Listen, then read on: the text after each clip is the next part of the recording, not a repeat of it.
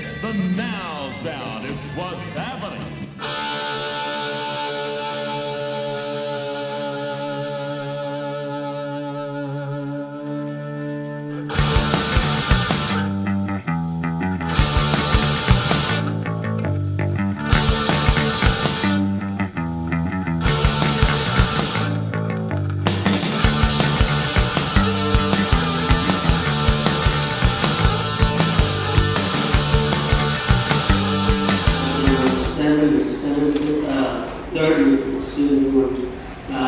I was told by my supervisor to look at some physical equipment to a tractor, and I was working on that when I supervisor Thomas and said, "Don't worry about that.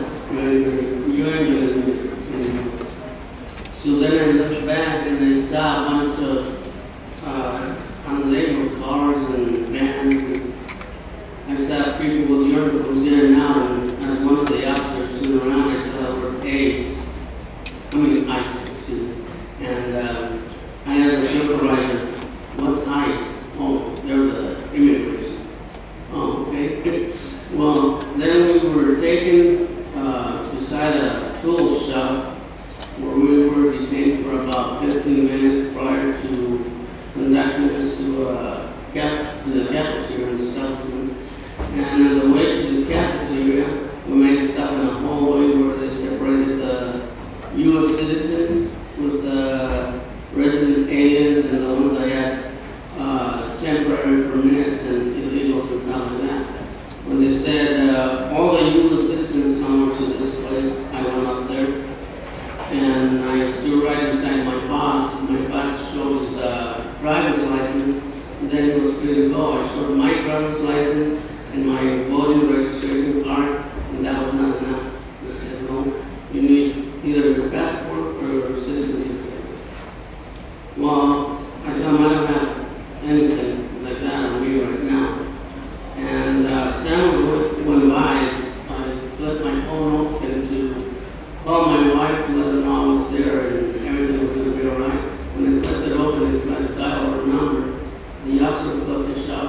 He said, "You need to move that thing away." I said, "Well, I think I have the right to make a phone call."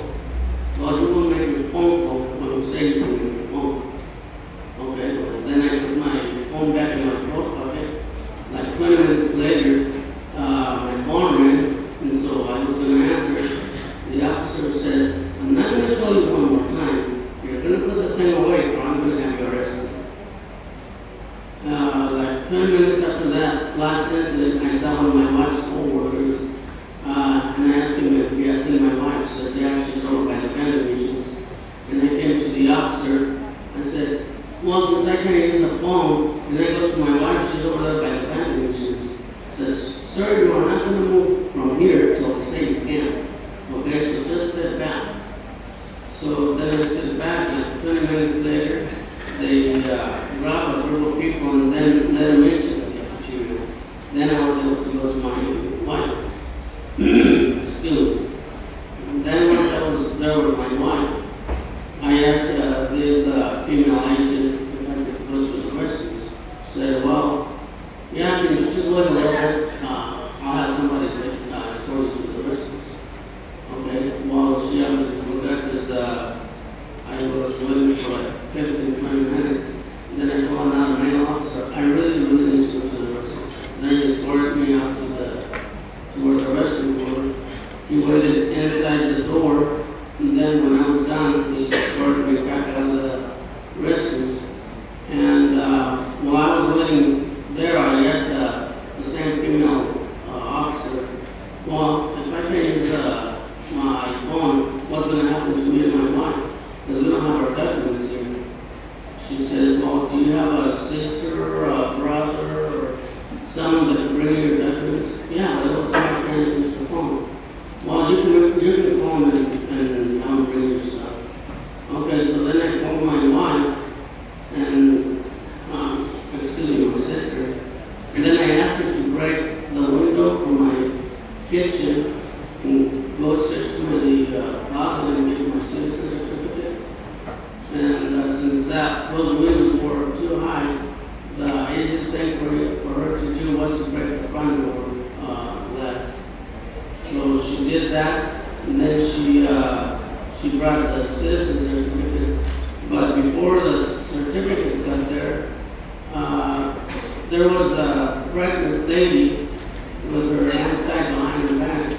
And the atmosphere there was so tight, and everything was so tight and so suffocating that it was actually hard to breathe.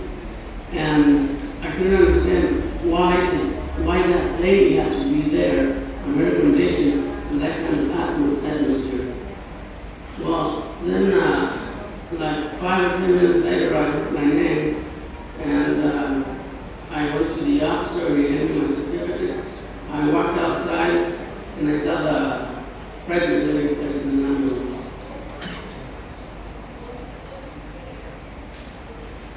Thank you. Any questions?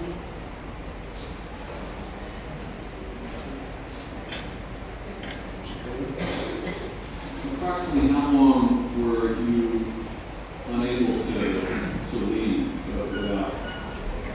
From the time you saw the officials at the school shop, the time you walked out and saw the secretary? Well, I didn't walk out of there until 11:30. 11:30 in the morning? Yeah, and the race started at 7:30 in the morning. So roughly 4 hours. Yeah, and at that time, nobody had any water or food or anything. Did you, you're a U.S. citizen, right? Yes, I did. You know, if you work in Nebraska, do you know any U.S. citizens that were transported from Nebraska to Iowa that day? Yes, there were some U.S. citizens that were transported to Iowa. And as a matter of fact, I volunteered to go pick up some of them because once they were proven to be illegal in the United States, they were put out in the street without no money or no way to get back home. Why were they sent? Why were you allowed to stay? Why did you stay where it's at? Well, because once my sister brought my citizen certificate and my wife's, we had then a way to prove that we were legal. And the other ones didn't at that time? Well, they were not lucky enough to have a person available to bring their documents in.